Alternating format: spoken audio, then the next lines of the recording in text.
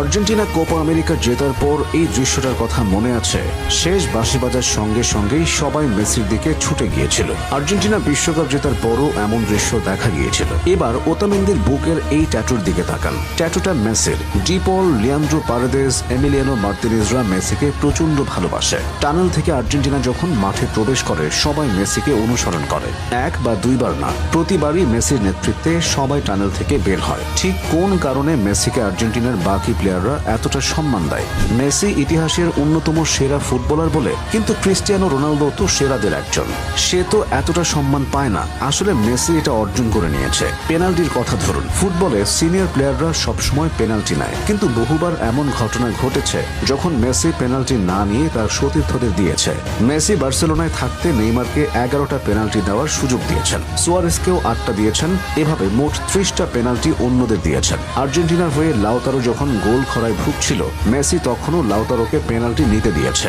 শুধু তাই না, নিশ্চিত গোলের সুযোগ থাকলেও মেসি অনেক সময় সতীর্থদের দিকে বল বাড়িয়ে দেন। এতে অন্যরা আত্মবিশ্বাস পান। এই বিষয়গুলোই মেসিকে বাকিদের থেকে আলাদা করে। 2016 সালে আর্জেন্টাইন ফুটবল ফেডারেশন ভয়াবহ এক আর্থিক সংকটে পড়েছিল। অনেকের বেতন জমে গিয়েছিল। তারা সরাসরি মেসির কাছে সাহায্য চাইলে মেসি তাদের সাহায্য করেন। এই কারণে মেসির প্রতি বাকিদের সম্মান বেড়েছে। এছাড়া আর্জেন্টিনার বর্তমান দলটার বেশিরভাগ প্লেয়ারই মেসিকে আইডল মেনে বড় হয়েছে।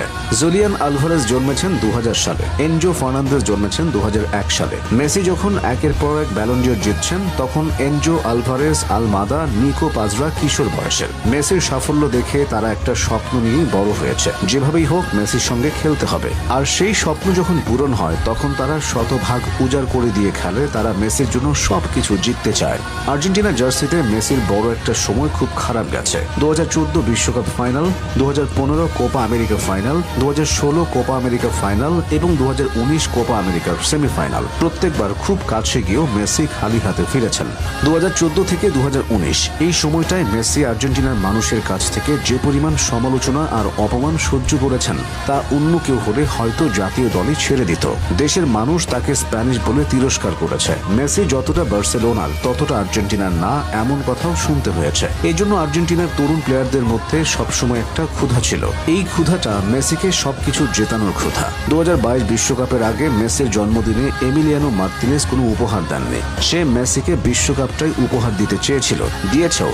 শেষ করা যাক মেসির নেতৃত্ব ও বিনয় দিয়ে। 8 বার ব্যালন ডিওর জিতলেও মেসির মধ্যে তেমন অহংকার বোধ নেই। তার মধ্যে সবসময় আমি নয়, আমরা মানসিকতা দেখা যায়। সিনিয়র প্লেয়ারদের মধ্যে সম্মান পাওয়ার যে আকাঙ্ক্ষা থাকে, মেসির মধ্যে সেটা নেই। একজন ফুটবলার যার জেতার মতো কিছু বাকি নেই, সে যখন জুনিয়র প্লেয়ারদের আপন করে নেবে, তখন